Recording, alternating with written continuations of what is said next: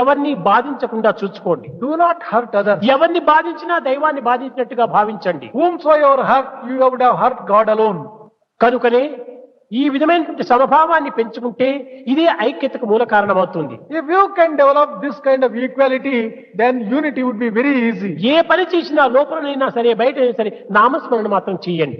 Whatever work you do, carry on this namasmarana. నామమే ఈ సంసారమైనటువంటి సాగరాన్ని దాటించేటువంటి నావ.